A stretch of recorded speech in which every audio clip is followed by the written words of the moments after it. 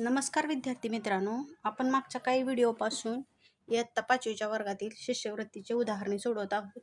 तर शिष्यवृत्ती या परीक्षेसाठी बुद्धिमत्तेसाठी काही उदाहरणे घेतली जात आहेत. तर त्याच्यामध्ये बघूयात आपण प्रश्न क्रमांक 69 आणि 70 मध्ये एक आकृती दिली आहे. त्याच्यानुसारच प्रश्न आहेत 69 आणि 70 साठी. तर बघा, या आकृती दिली आहे, चौकोन, वर्तुळ आणि त्रिकोण दिलेला आहे. त्याच्यानुसार प्रश्न आहे. तर बघा प्रश्न काय आहे त्याच्यामध्ये. 69वा प्रश्न बघा, फक्त चौकोनात असणारा अंक कोणता? तर चौकोनाची आकृती पहा. याच्यामध्ये अंक आहेत 3, 2, 4 आणि 5. तर याच्यामध्ये फक्त चौकोनात असणारे, प्रश्नात काय आहे, फक्त चौकोनात असणारे. तर चौकोनात असणारा हा फक्त अंक जो आहे तो 3 दिसतोय. 2 हा वर्तुळ प्लस चौकोन दोन्हीमध्ये आहे. 4 हा त्रिकोण, वर्तुळ आणि चौकोनात दिसतोय आणि 5 हा त्रिकोण आणि चौकोनात दिसतोय. तर फक्त आपला 3 हा अंक चौकोनात आहे, त्याच्यामुळे 3 जिथे दिसते ते उत्तर आहे आपलं. तर पर्याय क्रमांक 3 मध्ये 3 हे उत्तर आहे. त्याच्यामुळे पर्याय क्रमांक किती येईल? 3 येईल. त्याच्यानंतर पुढचं बघा, 17वा प्रश्न, चौकोनात, त्रिकोणात व वर्तुळात असणारा अंक कोणता? म्हणजे तिन्ही आकृत्यांमध्ये असणारा अंक कोणता? तर याच्यामध्ये बघा, चौकोन, त्रिकोण आणि वर्तुळात दिसणारे अंक अंदाजे पाहिले तर इथे बघा गुच्छा दिसतोय. 2, 4, 6 आणि 5 दिसत आहेत. बाकीचे सगळे 3, 1 आणि 7 हे 3 चौकोनात आहे, 1 वर्तुळात आहे आणि 7 त्रिकोणात आहे. मात्र 5 हा अंक त्रिकोण आणि चौकोनात आहे पण वर्तुळात नाहीये. 6 अंक त्रिकोण आणि वर्तुळात आहे, चौकोनात नाहीये. 2 हा अंक चौकोन आणि वर्तुळात आहे मात्र त्रिकोणात नाहीये. फक्त 4 ही एकमेव अंक जो आहे तो आपल्याला चौकोन, वर्तुळ आणि त्रिकोणात दिसतोय. त्याच्यामुळे 4 अंक जिथे दिसतोय तो पर्यायाचं उत्तर असेल. आपल्याला पर्याय क्रमांक 3 हे उत्तर येईल. त्याच्यानंतर पुढचा प्रश्न पाहूयात आपण. एका सांकेतिक भाषेत 6 15 असेल, 7 बरोबर 17 असेल, 8 बरोबर 19 असेल, तर 5 बरोबर किती? तर बघा, आपल्याला इथं ज्या संख्या दिलेल्या आहे उत्तराच्या त्या विषम संख्या 15, 17, 19. त्याच्यानंतर पुढची येणारी संख्या किती येणार? 21. विषम संख्या येत आहेत आणि ह्या पण बघा लगातार 6, 7 आणि 8 आहे.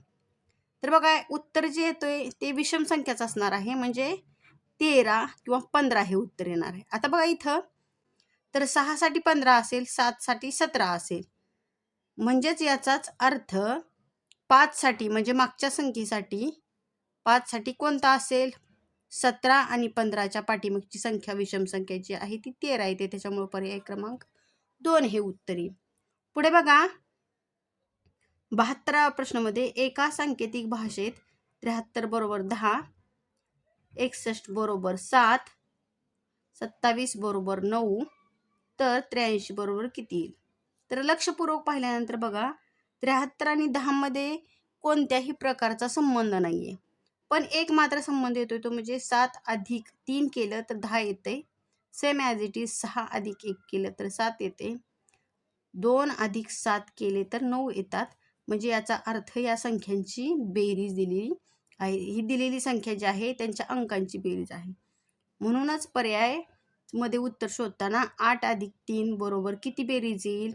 8 अधिक 3 बरोबर 11. त्याच्यामुळे पर्याय क्रमांक 4 हे उत्तर निघेल. त्याच्यानंतर पुढचं पाहूयात बघा, एका सांकेतिक भाषेत त्रिकोण बरोबर चौकोन, चौकोन बरोबर पंचकोन, पंचकोन बरोबर षटकोन, तर षटकोन बरोबर किती येईल? तर सप्तकोन येईल. बघा इथं 1, 2, 3 कोण आहेत. 1, 2, 3, 4. म्हणजे प्रत्येक वेळेस एक एक कोण वाढलेला आहे. तर जिथे 7 कोण दिसत आहेत, इथं 6 कोण आहेत. 1, 2, 3, 4, 5 आणि 6. 7 कोण जिथे दिसतील आकृतीमध्ये ते उत्तर येईल. 1, 2, 3, 4, 5, 6 आणि 7. त्याच्यामुळे पर्याय क्रमांक 1 हे उत्तर येईल. पुढचा बघा, 74 प्रश्न 75 साठी आकृती दिली आहे. तर प्रमाण दिलं आहे बघा आलेखाचं. एक त्रिकोण असेल तर 5 विद्यार्थी म्हणजे जे खेळाडू आहेत ते. तर खेळाडू किती येत आहेत? 5 येत आहेत. तर खेळ दिलेले आहेत आपल्याला उभ्या कॉलम मध्ये. खेळ दिले आहेत उभ्या कॉलममध्ये, क्रिकेट, हॉकी आणि बुद्धिबळ. सेम ॲज इट इज इथं त्रिकोण दिलेले आहेत खेळाडूंच्या संख्येमध्ये. क्रिकेटसाठी 3 त्रिकोण आहेत, म्हणजे प्रत्येकासाठी 5 अधिक 5 अधिक 5 टोटल किती येतील आपले? 15 खेळाडू येतील क्रिकेटसाठी. हॉकीसाठी 1 2 3 4 आणि 5 त्रिकोण आहेत, म्हणजे खेळाडू किती येतील? 25 येतील. त्याच्यानंतर पुढे पाहूयात आपण बुद्धिबळासाठी 1 आणि 2 त्रिकोण आहेत, म्हणजे खेळाडू किती येतील? 10 येतील. तर याच्यानुसारच आपल्याला प्रश्नाची उत्तर लिहायची आहे. तर प्रश्न पाहूयात आपण याच्यातच. हॉकी खेळणाऱ्या विद्यार्थ्यांची संख्या किती आहे? तर हॉकीसाठी बघा, आपल्याला हॉकीसाठी 1 2 3 4 आणि 5 5 5 25. एका त्रिकोणासाठी 5 आहेत, म्हणजे हॉकीसाठी किती येईल? आपलं उत्तर 25 येईल. पर्याय क्रमांक 4 येईल. क्रिकेट खेळणाऱ्या विद्यार्थ्यांची संख्या ही हॉकी खेळणाऱ्या विद्यार्थ्यांच्या संख्येपेक्षा कितीने कमी आहे? तर क्रिकेट खेळणाऱ्या विद्यार्थ्यांची संख्या आधी बघूयात आणि नंतर हॉकी खेळणाऱ्या विद्यार्थ्यांची संख्या बघूयात. बघा, आकृतीमध्ये क्रिकेट खेळणाऱ्या विद्यार्थ्यांची संख्या किती येते? 15. 3 आहेत, म्हणजे क्रिकेटची संख्या 15 आणि हॉकीची संख्या 25. दोन्हीमधील फरक किती आहे? 10चा. त्याच्यानुसार 10चा फरक असल्यामुळं याच्यामध्ये आपल्याला पर्याय क्रमांक 10 जिथे दिसतो, तर आहे 10 एवढे कमी आहेत, म्हणून पर्याय क्रमांक 2 हे येईल. तर अशा पद्धतीनं आपण काही प्रश्न पाहिलेले आहेत. तर शिष्यवृत्तीसाठी जर माझा व्हिडिओ आवडला असेल तर माझ्या व्हिडिओला लाईक करा, शेअर करा आणि सगळ्यात महत्त्वाचं माझ्या चॅनलला सबस्क्राईब करा. धन्यवाद.